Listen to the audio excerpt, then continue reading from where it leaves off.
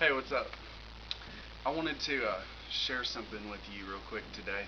Um, I'm reading this book by Jeanne Guyon called Experiencing the Depths of Jesus Christ. And it also came out in with another title that was called the Short and Easy Method of Prayer or something like that. If you haven't read this book, I would really recommend it. She talks a lot about contemplative prayer and just about experiencing the Lord in deeper ways. And she was a mystic from like the 1600s, and an amazing lady, had some amazing encounters with God. And so anyway, that's kind of the main thing that I wanted to talk about and just to tell you about this book.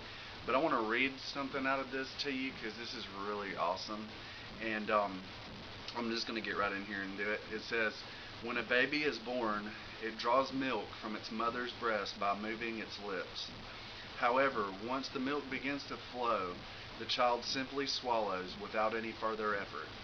If the baby continued any effort, it would hurt itself, spill the milk, and have to quit nursing. This must be your attitude in prayer. You must act this same way, especially in the beginning. Draw ever so gently. But as the Lord flows out of your spirit into your soul, cease all activity. How do you begin? By moving your lips, by stirring up the affections of your love for the Lord. As soon as the milk of divine love is flowing freely, be still, do nothing. Rather, very simply and sweetly, take in that grace and love. When this grace, this sense of the Lord's love ceases to flow, it is time once again to stir up your affections. How? Just as the infant does, by moving its lips. All this time remain very quiet. If you bring yourself to the Lord in some other way, you will not make the best use of this grace.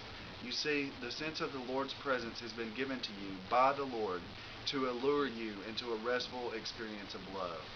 It goes without saying that His presence has not been given to you to stir up any activity of the self.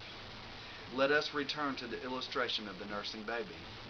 Let us say the baby has drunk gently of the milk and has done so completely without effort. Now what happens? You would have to admit that all of us find it hard to believe that we could receive nourishment in such a passive way as a baby receives his. And yet, look at the baby. The more peacefully it nurses, the better it thrives. So I will ask the question again, what becomes of the little baby after it is nursed? It falls asleep on its mother's breast. It is the same way with your soul.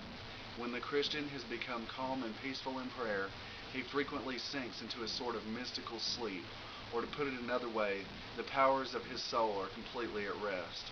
It is here at this point that you begin to be introduced to yet a deeper level of experience. The Christian now begins to touch an experience of complete rest before the Lord. The mind is at rest, the soul is at rest. The whole being has come to a gentle, quiet, and peaceful calm before the Lord. Nothing disturbs it.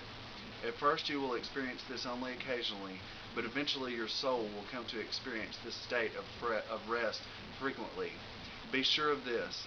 Your soul will be led into this experience without effort, without trouble, and without skill. And all you need to do is to continue with the Lord each day, waiting for Him to deepen your experience with Him. Let us look closer at what has just been said. The interior life, that is the inward life of the Spirit, is not a place that is taken by storm or violence. That inward kingdom, that realm within you, is a place of peace. It can only be gained by love. If you will simply pursue the path that I have pointed out until now, you will be led into this quiet place of rest. And I'm going to stop there because I could just go on and on and on. But, I mean, isn't that amazing?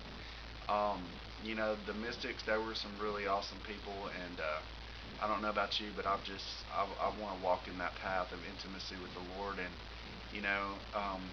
it's so freeing and so liberating to just realize His love for us, and that we don't have to work and strive and struggle, that it's all, He does it all for us. So anyway, bless you guys. Hope you have a great day. See you later. Hey, what's up? I wanted to share something with you real quick today. I'm reading